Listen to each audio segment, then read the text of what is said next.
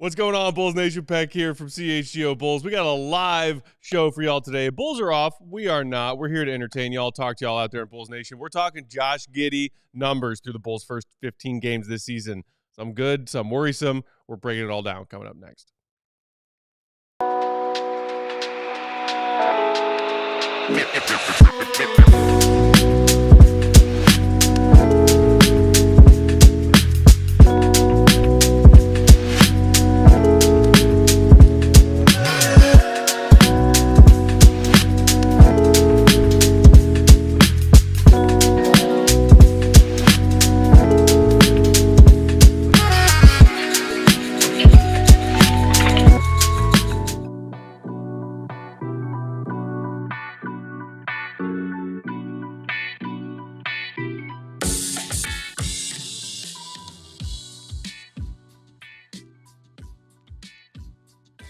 What's going on, Bulls Nation? Welcome in to the CHGO Bulls podcast, coming to you live from our studios here in West Loop, downtown Chicago. I'm Peck, Bulls_Peck. That's Big Dave. Bow. BAWL Sports. Will the Goat Gottlieb. Perfectly coiffed. Will_Gottlieb. And our queen of the controls, the one and only Katie Duffy. Pew, pew. Listen to our friend Joakim Noah right there at the bottom of the screen. If you're hanging out with us on YouTube, give us that like, that thumbs up button. Just get it out of the way right now. It'll take you half a second. Bulls, big win, impressive win over the Detroit Pistons last night. Shot the freaking roof off the joint. Kobe, Zach, and Vooch all hitting 5 or more threes. Zach decided to hit 6 of his in the fourth quarter alone. Fun times. Fun times. Yes, it was. Bulls have themselves an off day before they head up to Milwaukee to face Giannis and the Bucks tomorrow. Woo. We thought we would take today's show's opportunity to dive a bit deeper into some of these on-off numbers trending for one Josh Giddey. Go time. Who is here. He didn't used to be here. Now he's here. A lot of Bulls fans are talking about it. Yeah, they're saying words. Bulls fans have differing opinions about Josh Giddey and his future with this team. Yeah. So why not look at the numbers? And, shout out, Goat. You had It's Time to Talk About the Josh Giddey Conversation column, allchgo.com. Go read that after today's show if you haven't yet. Therapist. We're also going to shout out some numbers from our guy, Drew Stevens from the Bigs, who's been doing some Josh Giddey number crunching, as well as our friend Stefan Noe, who always does wonderful work covering the NBA for Sporting News. He wrote a Josh Giddey column the other day. Shout out Dr. Noe. Before we start, I have to self-promote for a second. Please do.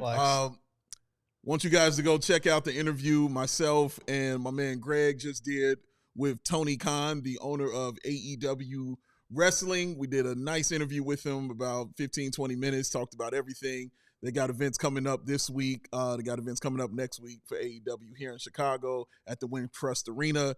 AEWtix.com, I believe, is where you can go get some tickets. But check out the interview. He's awesome. He's very cool. He's got $1 or $2 in the hip pocket. Billion? With a B. So, yeah, check that out. It was a fun interview, man. And if you like wrestling, or if you like Greg, or if you like me, or if you like CHGO, check it out. Enjoy it. Laugh. See it. Come back and say hi. I wanted to let you get through that whole thing before I just said flex. I am genuinely glad that you and Greg and some of the other, in-house CHGO wrestling fans are going to start doing more wrestling content, because I feel like you're a huge I was oblivious to it. I'm a fan. I am not a wrestling fan. Big Dave knows I like to tease the concept of the sport from time to time. It's pretty funny. But oh my God, there are lots of wrestling fans in the world, and they have opinions about things. And I don't know if there are that many. Dave, correct me if I'm wrong. Platforms where I'm sure that there are some pro wrestling podcasts out there. Sure. Actually, I think Jay Hood at ESPN does some wrestling content. I don't know if it's for Sirius XM or if it's in a podcast platform, but not that much of it. Not a ton. There's a couple that I know. Shout out to my man Terrence Williams, who does one called the Talking About podcast. Shout out to him. And the ones that are done are usually just done from the basement or their home or something like that. So just being in the studio, as I told Will, professionalizing it a little bit more Yeah, it's cool. It's always fun because I'm going to talk about wrestling regardless, Matt. It's just what it is. I don't. Of course, Matt sometimes don't want to hear, but I'm gonna tell him about it. It's just what it is. hey, you have your various sources for that, your outlets. I do, but sometimes they're you not told here. me you told me earlier today, and I was like, oh, I was just talking to Sabine on the way in. And you were like, oh, I was actually just texting him a second ago, and I was like, about wrestling, and you're like, yeah, about wrestling. That's what we do, man. Yeah, wrestling's fun. It's cool, man. So yeah, check it out, enjoy it. Hope we're gonna be starting a CHGO wrestling podcast soon enough for the people out there. And of course, we got the watch party coming November 30th for Survivor Series. That's going to be also a great time. That's right around the corner. Right around the corner. 11 days. Right around the corner, ladies and gentlemen. We're going to be doing it. So, yeah, tune in. Stay with us. Tune in to our various social media sites, and we will keep you updated on that. And, of course, you people in the Discord that are diehards, y'all already know how it goes. Dr. Professor in the comments said, we talking about wrestling? Talking about wrestling. See, he gets it. He gets the joke. It's funny because when the pictures of you guys with, what's his name? Tony Stark, well, popped into the hangout thread of Slack, I was like, who is this guy and why is Law saying like, ooh, big flex, like there's such and such guys here. I literally had to Google him. I was like, who this? Who that is? And I was like, oh, son of the owner of the Jacksonville Jaguars? Well, hello. Also Fulham Soccer Club? Like, damn. Caught all that. And I was like, oh, okay, now I can respect it. I was like, oh, this is Big Dave's literally sitting next to a billionaire right now. Yeah. Flexing on him, baby. Felt like that old portly gentleman in Forrest Gump when he finds out that he's the founder and president of the Bubba Gump Shrimp Company. So you the we president. were sitting next to him, man. I just walked off. Jerk. That's why you ain't get no shrimp. There you go. Shout out Bubba Gump Shrimp. I ain't had that in a minute, actually. Shout out to the Bubba Gump Bubba Gump specifically? Yeah, specifically. Man, I used to work at a pub in Times Square when I lived in New York. It was just around the corner down the block from the Times Square Bubba Gump. Okay. And their staff, when they closed, would come drink at our bar because we were open until 4 a.m. Ooh. And so they would close up shop at 2 a.m. and then come and demolition drink for the last 2 hours that we were open. That's where you learned it. Which me and my coworkers just loved. Not demolition drink. Actually, I think he learned a little earlier. Yeah, he probably knew. Yeah, he probably taught them. Matt had some spots. He probably taught them. Oh, yeah. You take 4 beers, guys, not 3, 4. Oh, right. Like I'm not the only one I'm the only one who played Edward 40 Hands in college. What now? Edward 40 Hands. Edward 40 Hands? Yeah. Explain. Okay. We're going to talk about Josh Giddey in a second, I promise. What is Edward 40 Hands? It's a very simple game. You take 2 40s of malt liquor, and you have a friend duct tape them to your hands, and you have to race who can finish both 40 ounces of malt liquor the fastest. But until you do, your hands are completely useless for any other task other than lifting and drinking said malt liquor out of said 40s. Clearly you did not go to a liberal arts college in the middle of central United States. No, the liberal arts colleges are where it's at. Yeah. Oh, my God. No, we drink. Yep. Shout out Kenyon College. Oh, my goodness. I got a bachelor's in drinking, liberal arts, and a PhD in drinking games. The doctor, sir. How dare you? Shout out Edward 40. not a real one, like Dr. Mary from Frasier. Yes, Carlos. Well done. So uncultured, big Yes, man. Carlos. I'm so uncultured. I did not know Edward 40 Heads. Who's uncultured now, Dave? Definitely me. I am a black man who knows malt liquor, but we don't know about taping it to our heads and drinking it. So shout out to you on that one, man. Oh, my goodness. That sounds like some crazy nights we need to talk about another time. Yeah. Some of the memories of those are a little fuzzier than others. Yeah. But I believe I will do my best to I believe it, sir. dive into that memory bank. Shout out to Justin in the comments who said, even on off days, CHGO Bulls Pod is the best. More of Katie's voice. I agree. We told you. Peck NYC stories. Careful what you wish for. Bubba Gump. Oh, the garden. Do you agree with Reginald's comment, Dave, that wrestling from 97 to 2003 was insane? It was the best era. Is that like the elite era? So that would be like The Rock, yes, Stone Cold. Yeah. Was Cena around at that point? No, or not Cena yet? was the Ruthless Aggression era. That was like probably like 05, 06. Okay. So yeah, from 97 to about he's right, 03, 04. It was it was out of control, dog. Like it was out Anything went at that point in time. And my God, they threw a lot of stuff at the wall to see if it stuck. And it was awesome. It was really, really awesome. But you got The Rock out of there. You got Stone Cold out of there. You got DX out of there. You got the NWO out of there. Like, all the greatness that was there. It was amazing and fun to watch. But I can't believe they got away with some of the stuff they did. But shout out to them for getting away with it. Shout out to him. Mm-hmm. Sir Mav in the comment asked, Josh Giddey talk question mark? Yes. Bulls fan in Texas. Shout out to you, Sir Mav. Are you like a Mavs / Bulls fan? Sabine, is that you? Ooh. Sir Mav. Yes, we are. We are going to talk logo? some Josh Giddey. Yeah, it's a Bears logo, Sir Mav. Did you not hear Katie playing the music yesterday, Sir Mav? Did you not hear the fanfare? The royal fanfare. The royal fanfare, Sir Mav. Oh. Big Dave's got a good roll to that R. Chris in the comments said, I really don't care about any Josh Giddey problems as long as we keep that 25 pick and the Bears get a new head coach. Okay, well, it's good to know what you care about in life. I appreciate you, Chris. But we're going to talk about those Giddey numbers either way because I think it does affect this team's long-term plans. And also what we're seeing on the court through the first 15 games of this season. Yeah. So we could preface this by saying that Josh Giddey did have himself a much better game last night. Credit to him for that. I think he finished as a plus 13, flirted with the classic Giddey stat line, a near triple-double. But people are diving into Giddey numbers because people are wondering for this guy who did not get an extension on his rookie contract, whether or not the Bulls should give him one when it comes time to go back to the negotiating table after the Bulls' 24-25 season is over. Guys, I wanted to start with this one because of all the different stats we could talk about today that various people have dived into, and credit to all of them. This one was shocking to me. Okay.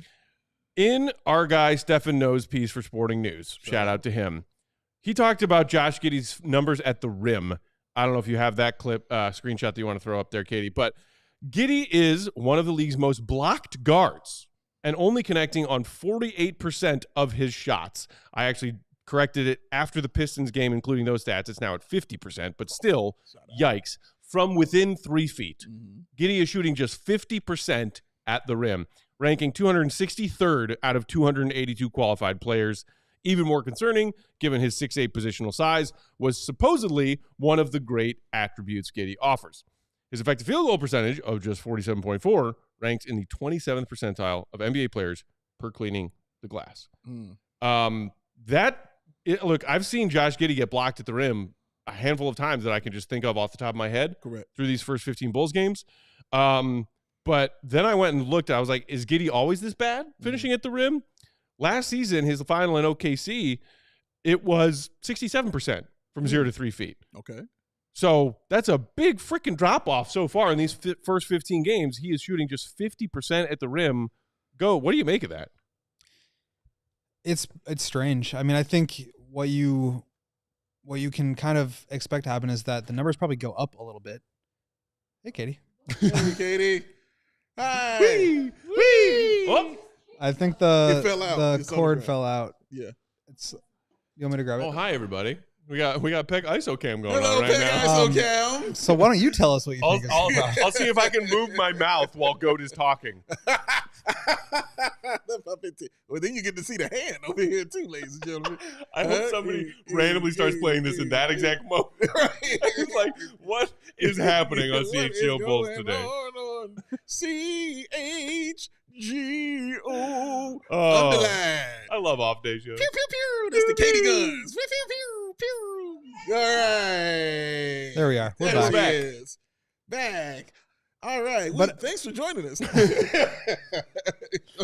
No, but as I was saying, I think part of it is that you can just expect the numbers to go back up a little bit. I mean, he's 65% his rookie year, 64.5% his second year, 67% last year, and 50% this year from 0 to 3 feet. You would expect that number would go back up. So I don't know what the problem is or why they haven't been working. But I would expect that to improve. And I think that's something that you can look to and say okay, maybe we're not getting the best version of Josh Giddey that we should be, or that he has been in the past. And in a situation where it should be more conducive to him playing some of his best basketball because he's got the ball in his hands a little bit more.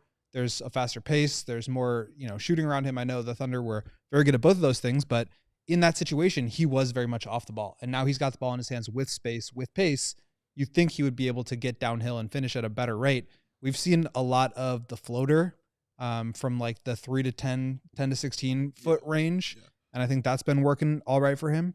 Actually, he's shooting 36% from 10 to 16 feet. So even below his 52% from last year. So all that to say, I think he's going to improve a little bit just based on those numbers kind of pulling back up to his career averages. We got to take our first quick break here on CHGO Bulls. When we come back, we will continue to dive into all of these different Josh Giddey numbers, including some of the on-off numbers through the first 15 games. Stay right here. Hit the like button. We'll be right back. Ooh, that was smooth. Verilife. That's even smoother. Looking for the perfect way to elevate your day? Want some hay? At Verilife Dispensary, they have everything you need, from premium cannabis products to expert advice. Whether you're new to cannabis or a connoisseur, thank you very much, their knowledgeable bud tenders are here to help. With 8 convenient locations across Illinois, discovering your perfect experience has never been easier, ladies and gentlemen. Verilife proudly offers a price match guarantee. That is awesome. Ensuring you get the best value by matching local competitors' prices on eligible products. Don't miss out on their latest deals and exclusive offers only at Verilife Cannabis stores and online at verilife.com. And because you're awesome and you're attractive, mention CHGO25 in store and receive 25% off. You heard what I said, 25% off one regular priced item, ladies and gentlemen. Restrictions apply. Verilife, live your best life. Today's show also brought to you by Family Farms, whose culinary journey is woven with passion, dedication, and a commitment to crafting the finest bacon-wrapped chicken, a timeless delicacy that has tantalized taste buds since 1974. Ooh. Join them on their flavorful adventure where every bite tells a story of tradition, quality, and the enduring spirit of Family Farms. Oh. I love the enduring spirit of bacon-wrapped chicken. Oh. It endures the deliciousness in my face hole. The tradition continues. Now you can find Family Farms bacon-wrapped chicken even easier. Look for them in the meat department at your local Woodman's Mariano's. Mm-hmm. Or Burkott's. Craving a taste of home without leaving yours? Check out baconwrappedchicken.com or click the link for their Amazon store, which also includes the legendary Rocky Rococo's Italian sausage. Okay. And to find out when their new amazing Cajun Nation flavors will become available with an authentic Louisiana bite. Experience the flavor that's become a family favorite for generations. Visit your nearest Woodman's, Mariano's, Burkott's, or on that Amazon store. baconwrappedchicken.com. Well, let me ask you, because that's a heck of a fall for Josh Giddey, for a guy that was shooting in the high 60s to being basically in the low 50s or barely even touching 50%. Is the change also have to do with the talent around him? And I'm asking because maybe teams aren't keen on certain guys on certain guys on the Bulls because they're not too worried about them doing certain things, or in OKC, we know had, a lot of young talent. Do you think that has anything to do with it? That kind of, opens up the lane for a guy like Josh Giddey, whereas it might not do it here in Chicago? It's possible. But even like what I said last year, he didn't have the ball in his hands quite as much as he did the year before, right? He was more on ball before Jalen Williams kind of came into his own. But still, he was shooting 65% his first year. For between 0 and 3 feet, 64.6%, and then 67.1 last year. So you could maybe say, if he's in the dunker spot, if he's just like catching on the short roll and finishing, that kind of stuff, maybe he would have some better looks at the basket. And that's a result of having more talent around him, pushing him down the totem pole a little bit to where he's got easier looks, those guys creating for him. And now him being the one who's kind of creating a little bit more defenses are able to key in on you. But even still, he was able to finish at a higher level in his first and second year when he didn't have all those guys and when the team wasn't as good. So I actually think that these numbers are just going to get better. I think it's pretty weird that he has struggled as much as he has. He's gotten blocked a bunch. He's just like missed layups. He's taken a lot of those floaters. That is what it is. But I do think that there's room to improve there. You just worry about his confidence. He talked about that multiple times of like his confidence taking a hit due to, on the defensive end, he was talking about the other night when they pulled him because he wasn't able to contain Darius Garland, which is a very challenging thing to do. Not a lot of guys can do that well. Facts. But he had talked about that last year. And, when I talked to him in Milwaukee during preseason, he was saying that, you know, when you get benched late in game, that can be like a low point for you confidence wise. And he was able to recover from that by playing really well with Team Australia in the Olympics. Now he's not playing as well. He's getting benched again. Like, how does that shake his confidence? And is that contributing to his ability to finish at the rim? I don't know. But I think that's the kind of thing where it's like, you need to get yourself going there because those are supposed to be the easy ones. Yeah, seriously. Our guy Rob in the comments was asking, like, just for comparison, what's Io doing converting at the rim though so far this season? Went and found that real quick. Io from 0 to 3 feet so far this season, 62.5%. He was at 65.5% last season. 38.5% of Io's total field goal attempts this season are coming 0 to 3 feet, and he's making them 62.5% compared to this very low and worrisome 50% from Giddey. I also saw Rob talking about the floater stuff that you had mentioned earlier, Goat. I am not a fan of the Giddey floater. Giddy up. I think you said 10 to 16 feet, right? That's what you were referencing. I was curious too, and I went and looked 3 to 10 feet for Giddey. I'm glad to see he's taking significantly less of them so far for the Bulls this season. 33.5% of his total field goal attempts last season came from 3 to 10 feet. It's only 23% so far in these first 15 games for the Bulls. He's only making them at just over 43%. Oh, man. So, like, if you have a floater that's a lethal floater, great. Make that a part of your game. Yeah. I feel like at least every other time Giddey takes a floater, I'm like, I don't love that shot. Yeah. He doesn't have a go-to yet. I think we've discussed that before. He doesn't have a go-to shot for his game yet. So that could be another reason why you get to the bucket and you get blocked. We see Ayo Dosunmu definitely has a go-to shot when he gets to the bucket. That right-hand layup, whether it's kind of looking like a hook shot or whether it's just a straight lay off the glass, Ayo has definitely carved that out for himself. Josh Giddey, again, like everybody states, he's very young. He's still figuring things out, which is very true. But it is just a little, we're just pointing out because it's a little alarming that a guy that big who gets to the rim as often as he does is having an issue finishing at the rim here and didn't really have that issue at OKC. And honestly, I don't think I would have that big of a problem with it either if he was a better free throw shooter, because I'm like, okay, well, he's not finishing, but at least he's getting to the line where he can shoot at least 80% or 80+%, I should say, from there and get his points that way. But yeah, he struggles when he gets there, and we see him trying to figure out what shot he should have going forward. We've seen him with the little push shot that he tries to shoot off the glass. You mentioned the floater that he does also. And Will, also, you said something I didn't think about, but his confidence, because I never looked at him as somebody who would be lacking confidence. Maybe it's the hair. I just never looked at him as somebody who lacks confidence. I'm serious. But hearing him say that just makes me think about, Matt, when we would watch him shoot those threes and his reaction every time he would miss a three. It was like the end of the world, like when he would miss that three. And I'm like, that's really bothering him. So if that's bothering him, the benching, because he's been through that before, the benching that he has to deal with now and still not having his shot together and maybe playing in the Olympics and all this stuff and dealing with the injury, maybe all that stuff is coming back on him and just piling on him. Could be. Or maybe, Josh Giddey is just still a young guy trying to find his way in the league. But regardless of any of those points, that drop-off is something, and we got to figure out what it is, because him getting to the rim is not the issue. He pushes the ball. He gets there. It's finishing that's a little concerning, bro.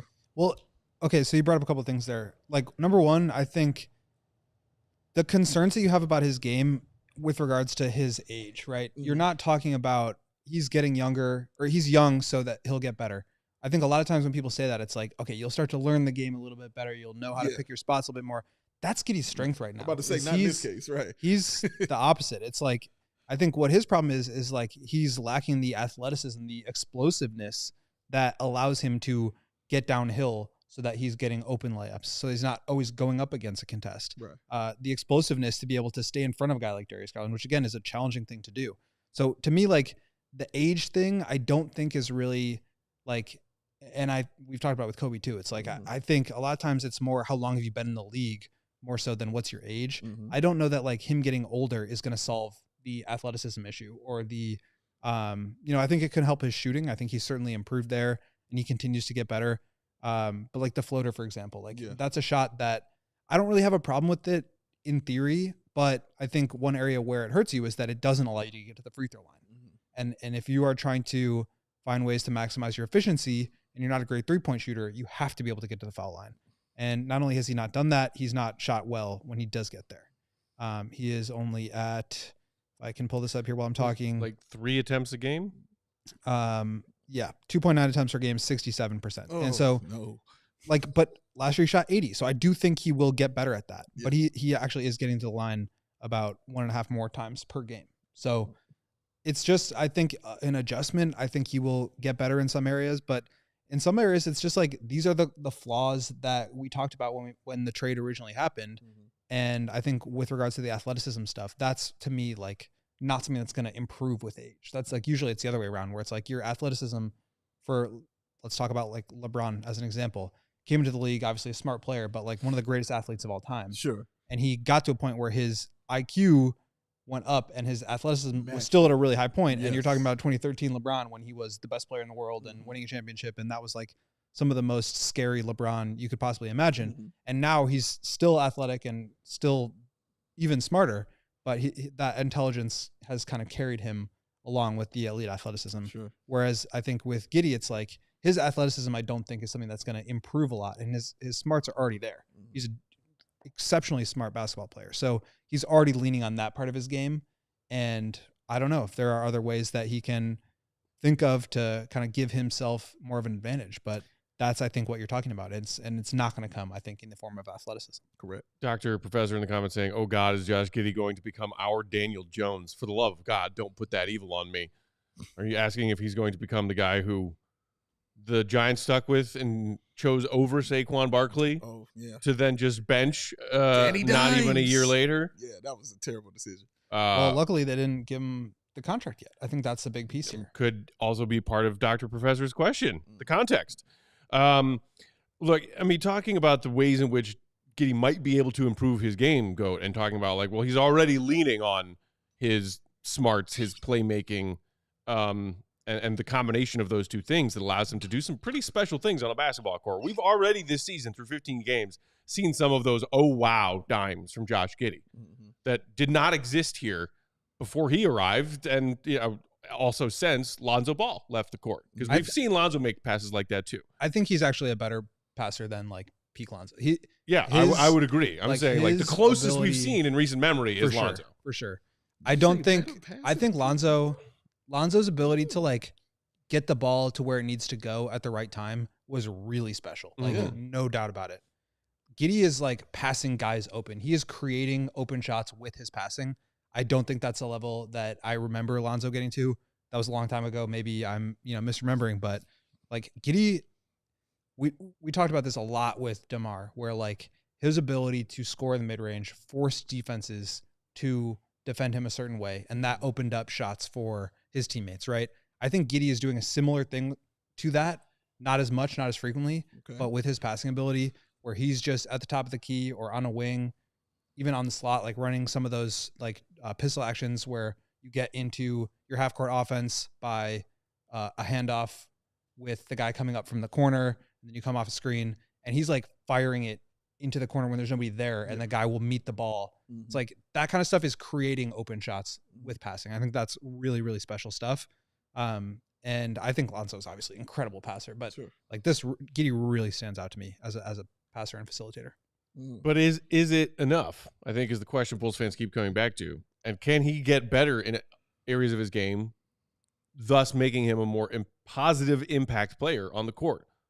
That's what we're seeing right now. The answer, at least thus far, is no, which has some Bulls fans saying, oh, yikes, what now? The next numbers I want to look at, because there's numbers everywhere. Shout out to our guy, Drew Stevens from It's the Bigs.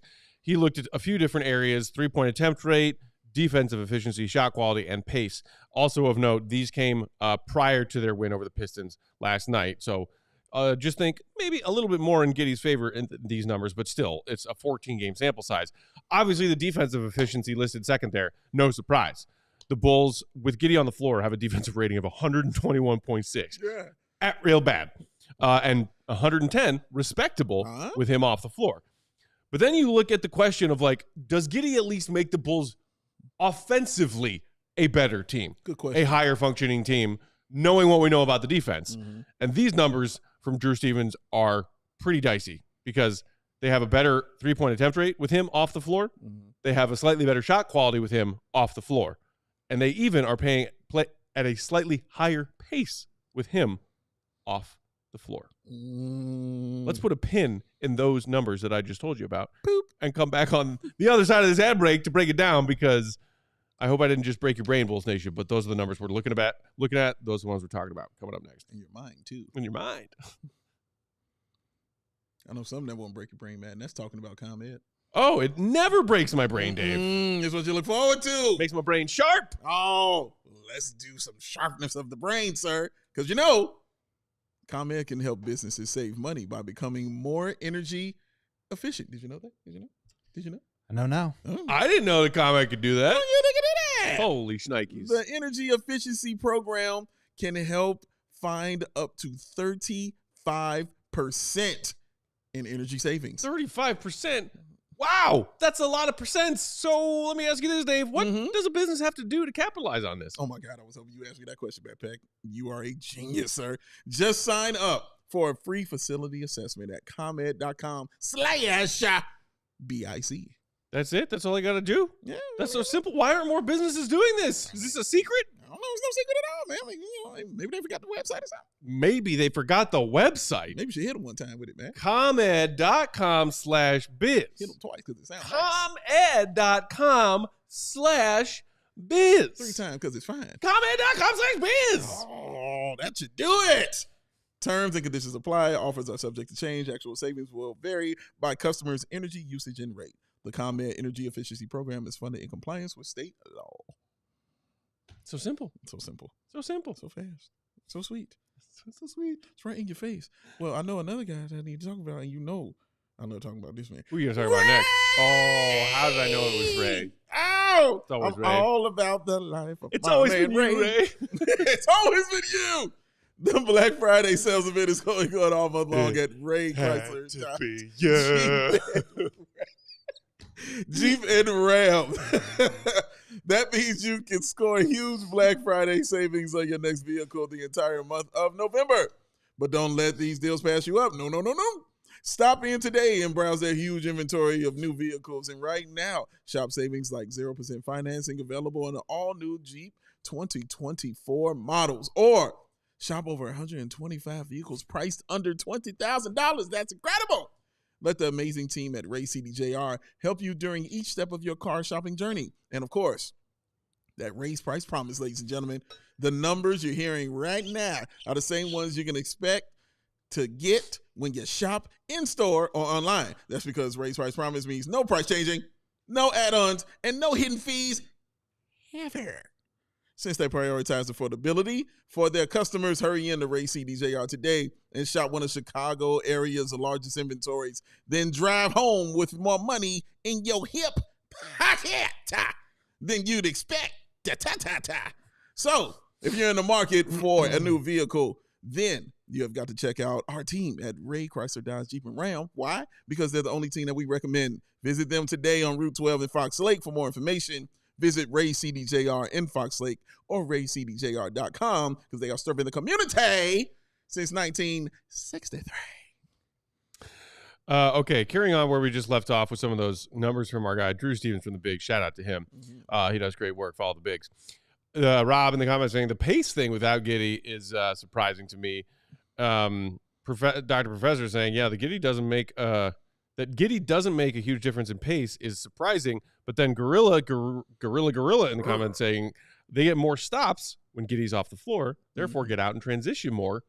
Does make sense. That's an interesting way to think about it. That could be an explanation. I think part of it too is that they run so much with Io on the floor, and typically Io has been in. Io plays when Giddey does not. When Giddey is not. Yeah. And so, like, number one, Io is incredible at getting the ball out from under the basket after a make and running.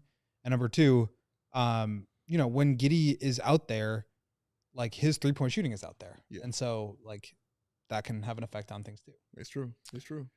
The pace a little bit weird when you think about it at first, but kind of makes sense when you start to piece it together. Shot quality almost identical with Giddey on and with Giddey off, which is surprising because you were just talking, Goat, about how he passes his teammates into open spaces on the floor, which you would anticipate mean much higher quality shots. And the 3-point... Sorry, I was just going to say, like, they're taking fewer threes with Giddey on the court.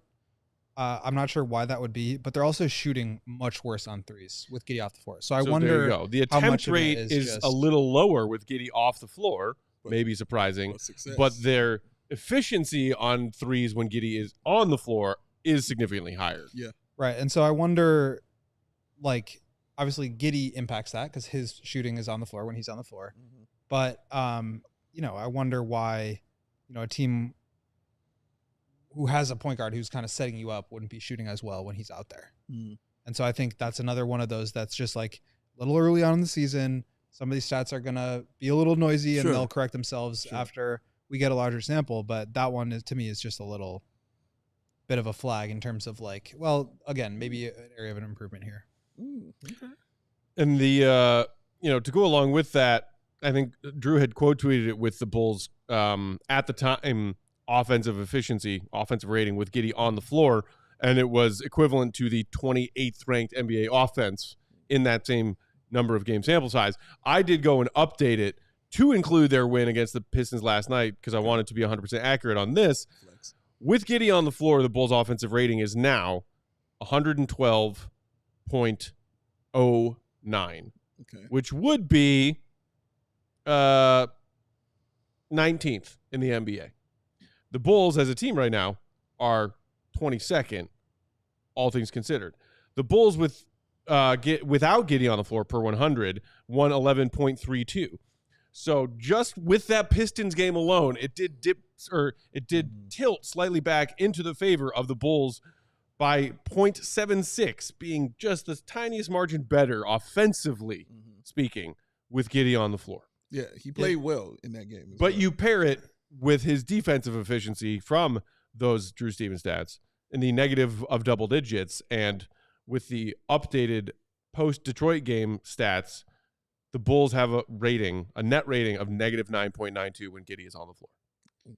Yeah, and I was just going to say, like, the other consideration here is that Zach LaVine missed 3 games, and Giddey was out there for that. So, like, that could also have an impact on not only how the team was shooting with Giddey on the floor, but, like, I think some of these, it's just, like, and again, I'm not, like, trying to argue that Giddey's had this, like, great season, but I think those sample is so small right now that when a 10-point win can really shift you like that, that tells you all you need to know about, like, the size of the sample right now and how much time there is. And so I think he starts to shoot a little bit better at the rim. Zach is out there in more minutes with him. That can kind of boost his offensive efficiency. And some of those on-off numbers might come back to normal a little bit. But at the end of the day, like, I do think this is a problem. It's not like I'm out here saying that Giddey has been great. Like, there's definitely been flaws, but I'm trying to look at it from the perspective of, like, are there things that he is doing that will correct themselves? Are there things that he is doing that are a little bit noisy right now with some of the numbers and smaller sample sizes? And what can we actually expect from him going forward? And I think if the defensive stuff, like, that doesn't feel like something that's going to resolve, right? Like, that's just kind of is what it is right now. Package. And, Billy the other night talked about, I've got confidence in Giddey. Like, if I didn't, I would tell him and he wouldn't play. Like, that's just not that's not the situation. But it's got to come from within. It's got to come from him, and he's got to be out there and do it. And we're going to try to help him. But, like, end of the day, it's like he's got to be. And he saw it with Kobe. Yeah. Kobe was being targeted for years, and Kobe got himself to a point where now he's not. And so I think that's part of it. But that's why we had concerns about this trade in the first place. Very true. I will say part of what I do like about Giddey's game, and even when he's struggling or he's not, his aggression never turns down. He is constantly on the break and trying to drive the ball into the paint and be aggressive. Trying to get the Bulls shooters the best open shots he can. He'll try to drive to the paint, kick it out, or he'll try and he's great at realizing when there's a person that's a little smaller than him on the floor, or if there's somebody that he can put his shoulder into and then go up and try to score. So I like the fact that it doesn't deter his aggression. He continues to go at it night after night, night after night. That's the way he's going to play, because I have a problem with some players. You'll see that. When some players are struggling, you'll just watch their game completely change and flip, and they're not doing the same things that we kind of saw them do. it's like he continues to do them and wants to do them more. And he wants to put more pressure on the rim. I can't remember what game there was recently, but he started the game, like going to the bucket at least 3 straight times. He said, I'm going straight there. This is what's going to happen. I'm putting my head down. I'm going in. I'm trying to score. I respect that kind of thing because that's erring on the side of winning and erring on the side of aggression. I'm cool with all of that. And he's not taking plays off. You know what I mean? He's really trying to be the best player he can out there. He's just not good at defense. Like, it's not like he's trying to take time off from it. He's just not good at it. We can accept that, and we understand that's who he is. What he is trying to get better at, it was the three-point shooting. What he is trying to get better at is scoring at the rim. Those two things, and that's why those two things stand out for me, Will, when I look at his game, because I know those are the two things. One, I thought that's what you did because you shot over 60% at the rim, and that was one thing I was concerned about with him coming into this season, was that's how he was going to be able to score. Because I remember we would sit and have these discussions, like, or at least I would have them in my head while y'all are sitting here talking. Like, how is this dude averaging double-digit points, but he can't shoot? Like, how is this happening? Like, obviously he's scoring at the bucket. Okay, I'll just pencil him in for 10, 12 points because he knows what he's doing in there. So now when all these missed layups are happening, not getting to the free throw line, man, the frustration starts settling in. Your three-point shot starts falling off. Remember how he first started? Like, he was scoring pretty good. And that's why the three-point shot was working pretty good for him. When those things started to change, all of that started to fall off and collapse from him, man. So now it just feels like, Will, like it's kind of in the flow of a season. He's reached a point where he's hit, a certain wall, and now he's just got to get over that wall or get over that hump, however you want to put it. Yeah, and look, like, I think there are things about his game that really help, but the one thing that was really concerning to me over these last couple games is, like, even when he was out there during the fourth quarter, like, he's not being so lethal offensively that it's, offsetting the amount of points that he's giving up defensively, right? And so, but you hope that he is out there creating efficient offense, but they haven't been putting the ball in his hands. It's been back to the corner or to the dunker spot or whatever, but, like, Levine's got the ball. Yeah. And so, like, to me, that's a concerning thing, because if you bring him in to be the, like, set the table point guard and you want to run the offense through him and you want him to be the creator, then you got to let him do that. Yeah. Otherwise, if he's also hurting you defensively, then there's really no reason to be out there. And I think that's ultimately the decision that Billy has come to, which is that, look, he was part of a 10-0 run in the fourth quarter last night. Again, I'm not saying he was, like, a disaster by any means, but Billy has made this decision 5 straight games, or 5 out of 6 games, and 5 games where the game was actually close. Mm-hmm.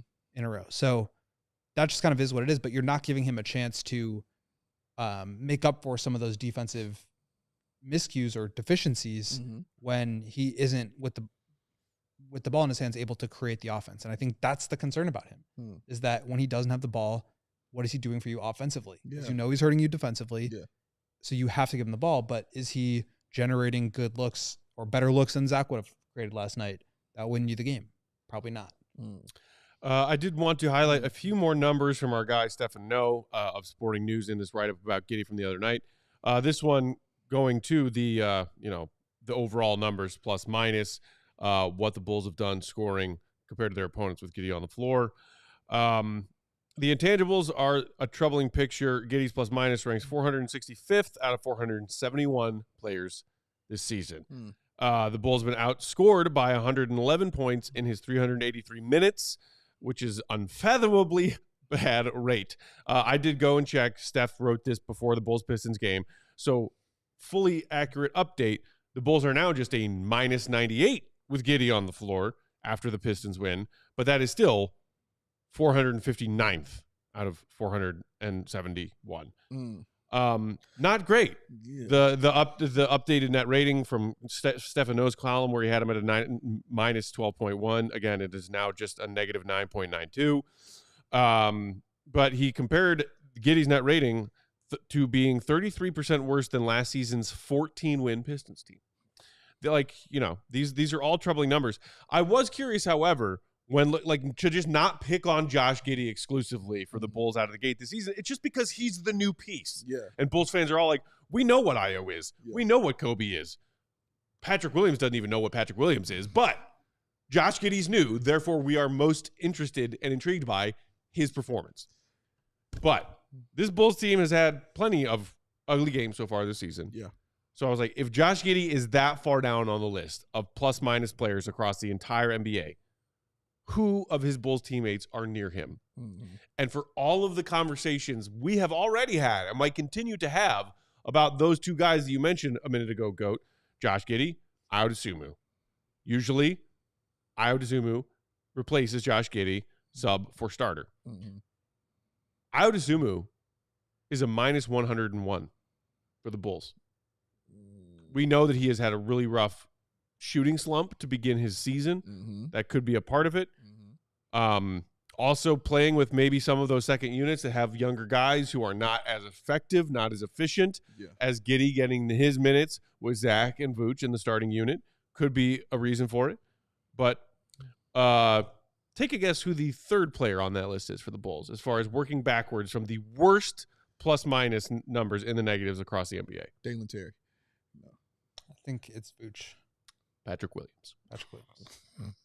I believe Vooch is fourth just because of number of minutes here's played. the thing is like this team is just not very good. They have a -7 net rating. So Right. a lot of these guys are going to have bad numbers, right? Right. And then you look at Ayo and it's like, well, he's coming in after the team has gotten into a rough hole and they're trying to do themselves out of it. And then he's playing in those final 5 minutes and obviously a lot throughout. But like the team has had a very bad clutch net rating. Like just all these numbers are not going to look good for most of these guys. Right, exactly. And so when you're comparing Hold on. I want you to continue. Oh, yeah, We gotta yeah, hit yeah. this break, Oh, brother. we'll hit this break and then come back and finish that thought Thank you. on Yes, sir. Bulls plus-minus numbers. And then I did also want to get to like the way that Stefano teed up this whole article because Bulls fans, woof. That's coming up next as we wrap up CHGO Bulls today. Today's show brought to you by Prize Picks. Prize Picks is the best place to get real money, sports action. With over 10 million members and billions of dollars in awarded winnings, Prize Picks has made daily fantasy sports accessible to everyone. Just pick more or less on at least 2 players and their stat projections for a shot to win up to 100 times your cash. You can run your game all season long with Prize Picks, who also are the only real money daily fantasy platform with an injury insurance policy so that your lineups stay in play even if one of your players gets injured mid-game. If your player leaves in the first half of their game and does not return in the second half, Prize Picks keeps the rest of that lineup that you created alive just by removing that injured player. That's a lie. Helping you out. How many times has that ruined a fantasy week for you? I mean, come on. Tell me about it, Matt. Don't get me started. You can also get your money in as quick as 15 minutes with Prize Picks. They make withdrawals so fast, so safe, and so secure. When those picks hit, I get my money again within even 15 minutes. They also now offer Venmo for quick and easy deposits and withdrawals into your accounts this sport season. So what are you waiting for? Download that Prize Picks app today. Use promo code CHGO to get $50 instantly after you play your first $5 lineup. That's it, just a $5 lineup. It's the same as a cup of coffee or a not quite foot long sub. That's promo code CHGO to get $50 instantly after you play that first $5 lineup. And it doesn't even matter if the lineup hits or misses. Prize Picks, run your game. Oh. And ladies and gentlemen, we are sponsored by the Chicago Sports Network, the new home of the Blackhawks, Bulls, and White Sox games. CHSN will broadcast more than 300 live games per year across the Blackhawks, Bulls, and White Sox, and will feature a full lineup of original Chicago-focused sports content. They are Chicago-based, they are Chicago-built, and they are Chicago to the bone. And they're bringing it to every corner of Chicago across our beautiful 77 neighborhoods and beyond. At CHSN, Chicago comes first. Visit CHSN.com for more info on how to watch the Bulls, Hawks, and Sox games all season long. And after you watch those games, tune in to the post-game shows of the Blackhawks, the Bulls, and the White Sox right here on CHGO. Listen to Katie. Hit the like button. Oh, the Blackhawks have a game tonight, too. Tune in that post game. Oh, let's go. Pre and post. Let's go. Puck night. Puck night. Let's do that hockey, baby. Playing the Ducks. Okay, so back to your point, Goat, about these early season on-off numbers and the fact that, it's not just Giddey that has some bad ones. Yeah, I just think that, like, when the team is struggling the way that the Bulls are, a lot of the numbers are going to look bad. And the on-off numbers, I think, are tricky because it's like you're comparing how the team performs when a player is on the court compared to when they're off. And so if a bad team is worse with you on the court and then when you're off the court, but they're still bad, that shows you even more that it's like, you know, if no matter what, the Bulls have a negative 7 point differential, right? So if Giddey's on the floor and it's worse than that, then that's telling you that when he's out there, they're even worse than that -7. And so that's a hard thing to see. Yeah. But that's true with IO too. And I think just a lot of these lineups are just, it's tricky to generate like consistent production on both ends of the court because the team is just not built that way, as we've talked about. Defensively, it's always going to be tough. Yeah. Whoever you've got out there, because at most you've got 2 good defenders. Yeah. Yeah, it's going to be a problem. Like we've stated, Giddey is not a good defender. We understand that.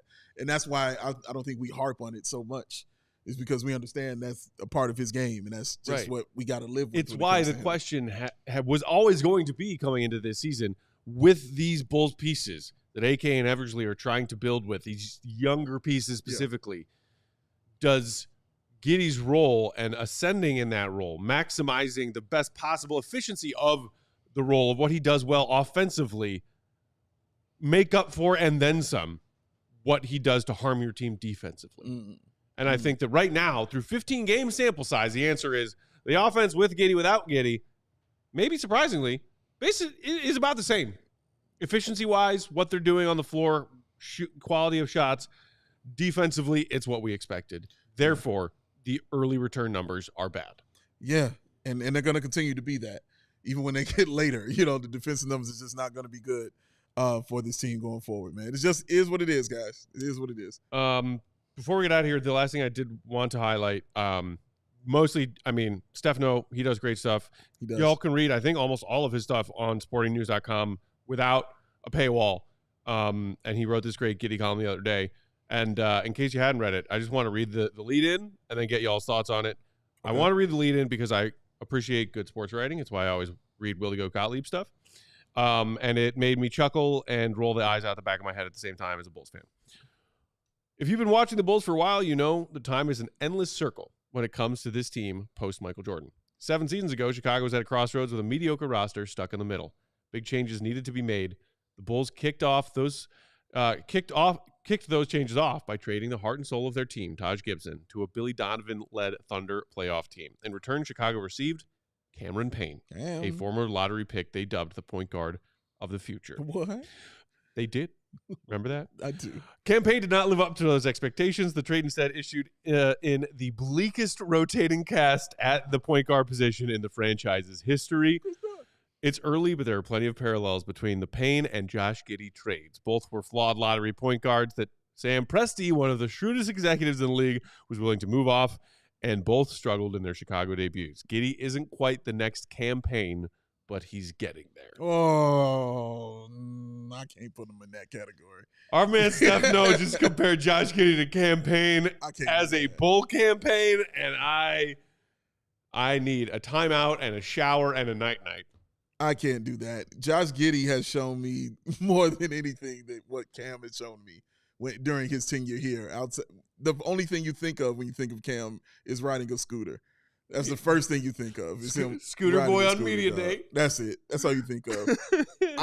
I hear his point. I get what he's saying, and his logic is sound. I can't put him there because watching Josh Giddey being called a point guard of a future makes more sense hearing that than hearing Cameron Payne being called a point guard of the future, because it's not just the Bulls who would be saying those kind of things about a guy like Josh Giddey. It's not like Josh Giddey isn't a guy that is around the league like oh my God, I don't know about this guy right here. No, I think he's pretty solid. I wouldn't say he was as much of a afterthought, forgotten punchline of a joke the way that campaign kind of arrived in Chicago when they made that trade. Yeah. But to a point, like somebody in the comments earlier was saying, like, what in the hell other NBA team would trade for Josh Giddey? Because somebody else in the comments said, can we just trade Josh Giddey? Can we get something for him? Like, just move on, wash our hands of him? And somebody responded by saying, nobody else in the NBA would trade for Josh Giddey right now. And I think that Sam Presti maybe knew that somebody out there could be convinced that Josh Giddey could be their team's point guard of the future. Sure.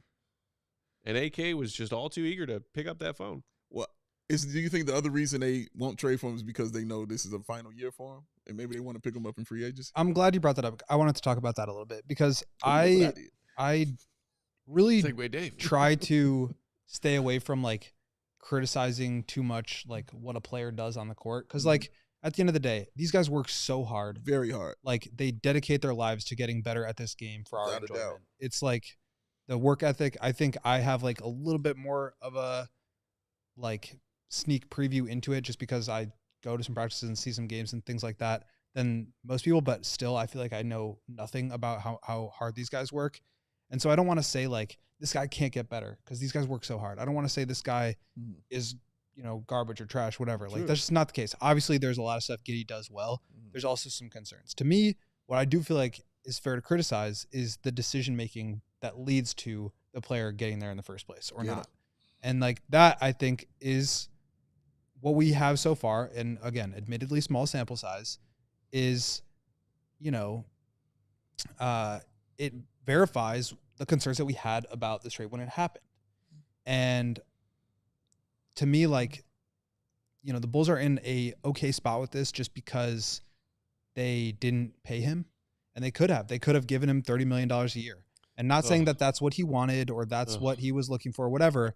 Like, I think that gets misconstrued sometimes. There wasn't ever a report of that, but like that was the amount that some of the players in his draft class were getting from their teams. And presumably that's the same kind of money that he was going to want. And the Bulls some probably people did report in just, the sense of connecting the dots of like, hey, this is what these people from this class got who produce like this. This is probably what Josh Giddey wants. Right. And it's like there have been a couple of like smaller reports that like nothing really got close between the Bulls and Giddey. I don't really understand why, if you were a team, you would trade for a guy who is on the final year of his deal and like not come to at least some sort of understanding or time frame or framework of a deal that makes sense for you going forward. So that part of it is a little weird.